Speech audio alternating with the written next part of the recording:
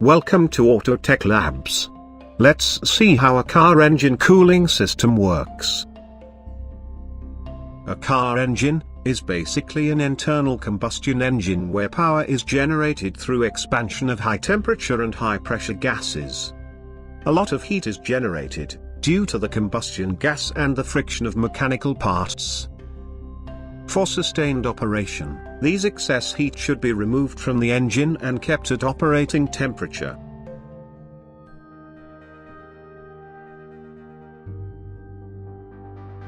Now let's see the parts involved in cooling the engine. The main parts for cooling the engine are water pump, radiator, thermostat, coolant temperature sensor, and coolant. First, the water pump. Water pump is the heart of the cooling system, which pumps the coolant. It consists of an impeller, a pulley flange, and an O-ring. The impeller is driven by the engine drive belt through a pulley. Next, the radiator. The radiator is a heat exchanger used to transfer the excess heat developed by engine to the atmosphere. The radiator is having an inlet port, outlet port, a drain plug, and a radiator pressure cap. The radiator pressure cap plays a vital role in the cooling system, which will be explained later. Next, the thermostat. The thermostat is a valve which regulates the flow of the coolant and helps to maintain the proper operating temperature for the engine. The thermostat consists of a frame, charge cylinder, main valve, main spring, bypass valve, and secondary spring.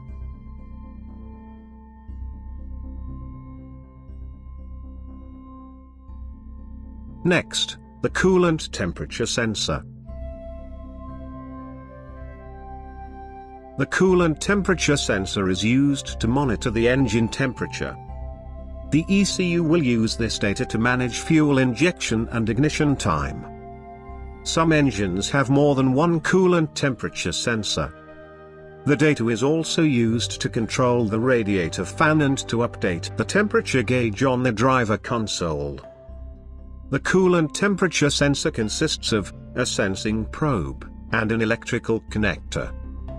Most coolant temperature sensors are negative temperature coefficient type, which means as the temperature increases, the resistance will decrease. The CTS can be a 2-pin type, or a 3-pin type, depending on the make of the vehicle. These are the main parts involved in an engine cooling system. Now, let's see how these parts works together. The pistons are contained inside the engine block, in which each of them will function. Above the engine block comes the head gasket, which provides sealing between engine block and engine head. It avoids compression leaks and oil or coolant leaks into the cylinders. Above that comes the engine head. The engine is having a safe passage through which the coolant can flow without entering into the cylinder or mixing up with the oil. This passage is known as water jacket.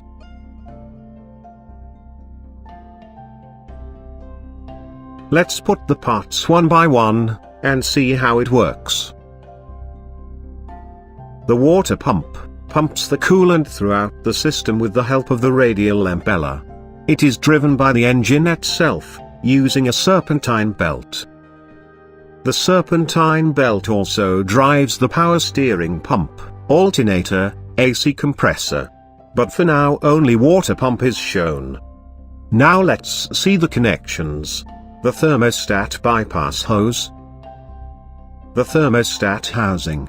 Inside the thermostat. The radiator, and the radiator fan. The lower radiator hose. The water pump outlet hose.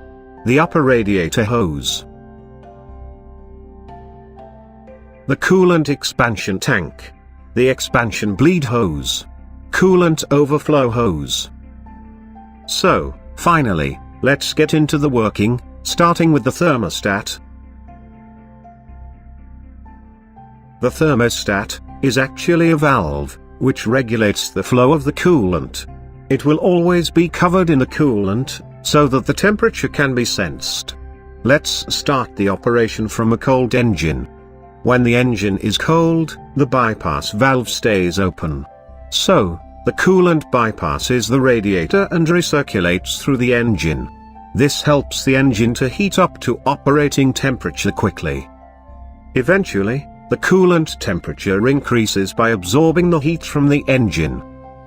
Once the coolant starts to reach higher temperature, which is usually between 160 to 190 Fahrenheit, the bypass valve will start to close, and the main valve will start to open. This allows the cold coolant from radiator flow to the engine side, and the hot coolant from engine side flow to the radiator. In most cars, the coolant temperature sensor is located near the thermostat housing. It will turn on the radiator fan if the coolant to the radiator side is at high temperature. Now, the hot coolant in the radiator will release its heat to the atmosphere with the help of the fan. At the same time, the cold coolant received from the radiator will start to absorb the heat from the engine for the next cycle. Heating liquid inside a closed system always builds up pressure. So, how to maintain the pressure? Here comes the role of the radiator pressure cap. It consists of a spring-loaded valve mechanism, which will respond to higher pressure. Reaching a pressure above 15 psi will push the pressure cap valve, and the coolant flows to the expansion tank, until the pressure goes down to operation level. And when the system cools down, the vacuum inside the system sucks back the coolant from expansion tank. In case if there is too much pressure buildup in the system, due to trapped air, or other failures, the coolant in the expansion tank will be pushed out through the overflow hose. The car heater system is a part of the engine cooling system. The heater system comprises of the heater core, inlet and outlet hoses, a heater control valve which is optional and cannot be found in all vehicles. The heater core acts as a radiator, dissipating heat from the hot coolant to the vehicle interior, using a blower.